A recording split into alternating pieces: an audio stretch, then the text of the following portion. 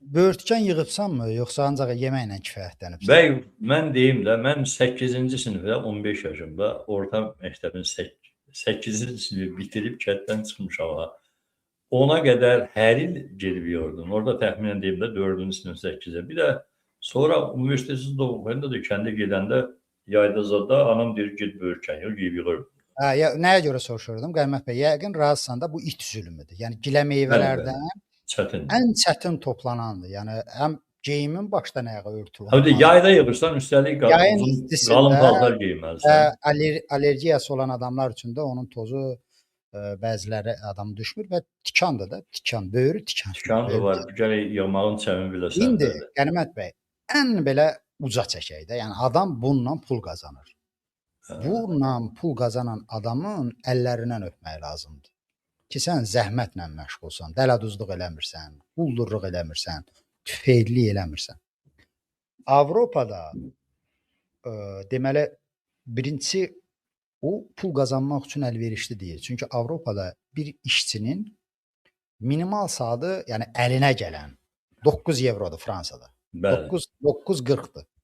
Və bu dediyim kimi əlinə gələn net saatına görə bəli 10 evrodan. Yəni onun hardasa 7-8 evrosu da onun fonduna yığılır. Bizdəki kimi pensiya fondunu nəzərdə tutmuram ha, öləndə qalar. Yəni sabahları işi itirəndə pulun 80%-i sənə gətirib verilir. Yəni bu işdən çıxdın verilir. Yəni bir Avropalı üçün o iş cəlbedici deyil biznes baxımından. Ora adamlar Qənimət bəyin dediyi kimi də belə əylənməyə, belə zövq üçün, şəkil çəkdirmək üçün eləyə bilər. Sən gör bu iqtisadi qüdrəti ilə öyündüyün, nə bilim, valyuta fondumuzda 96 milyard pul var dediyin Azərbaycanda əhalini, insanları nə hala qoyubsan ki, istinin günündə gedib böyürtkən yığıb zəruri ehtiyaclarını ödəyir. Böyürtkən yığmaqla heç kim ev tikə bilmir Qənimət bəy. Maşın ala bilmir. Heç məsələn, ayaqqabı da almaq çətindir. Böyürtkən yığan adamlar, onun bizələ biznesi ilə məşğul olanlar deyirik, o mürəbbəsin filanın ehtiyacı üçün demirəm. Yəni kim ki ondan biznes, xırda biznes ki ona biznes demək mümkündürsə. O zavallı ya borcun verir, ya sigaret alacaq ona, ya qənd alacaq, ya yağ alacaq və sən bu adamlara 500 manat cərimə müəyyən edirsən, 600 manat cərimə edirsən. Hüquqşünas olmur, lap belə Seronun özü gəlib bunu Azərbaycan şəraitində əsaslandırırsa, çox üzr istəyirəm ifadəmə, onun üzünə tüpürməkdən başqa cavab olmamalıdır. Sən hansı şərtlər?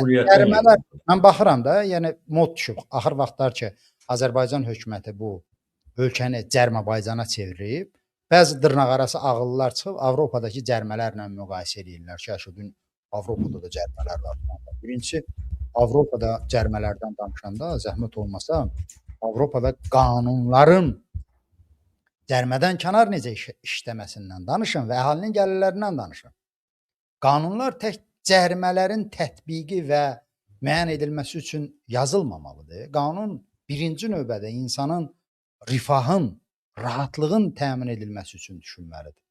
Biz son illərdə ancaq daha yeni cəriməni necə təyin etmək olar, harda tətbiq eləmək olar, hardan ideya almaq olar, bu istiqamətdə görürük. Bərili, bəzəkli cümlələr də fikirləşib tapırlar. Yəni meşə örtüyünün qorunması, meşə qoyubsuz qalmağa. Meşəcənin Bakının ortasındakı yaşıllıqları qıran siz deyil idi. Siz deyərkən mən hökuməti nəzərdə tuturam, hakimiyyətdə. Meşə demişən, Natiq bəy üzr istəyirəm, haşiyə girim sonra davam edərsiniz. Heydər Əliyev 69-cu ildə hakimiyyətə gələnə qədər Azərbaycanda meşə massivi ərazinin 30% qədər idi. 30%. Bəli, 30%. İndi hələ 24-27% olmalıdır. 11-12% belə.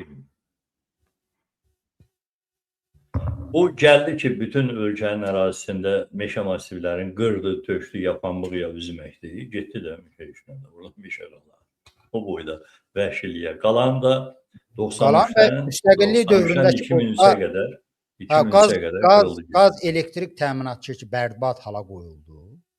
Yəni 2014-dən filandan sonra bu qazlaşma əyalətlərə gedib çıxdı da böyük ehtiyac. Və onu da əhali belə öz başına qıra bilmirdilər də, o meşə olan yerlər bilirdi. satırdılar onları.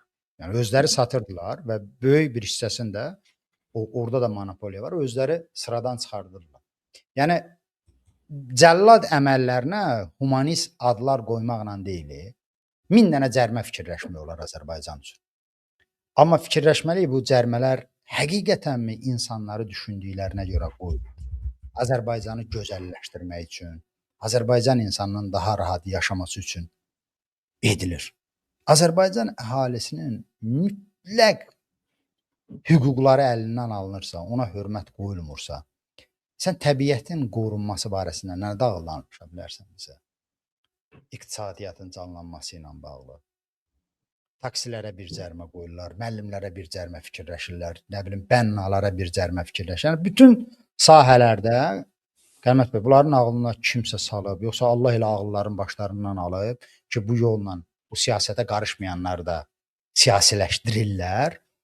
Cərimə ancaq bütün hökumətin sanki fəaliyyəti ona hesablanıb ki, cərimə ilə ölkəni dirçəldəcəyik və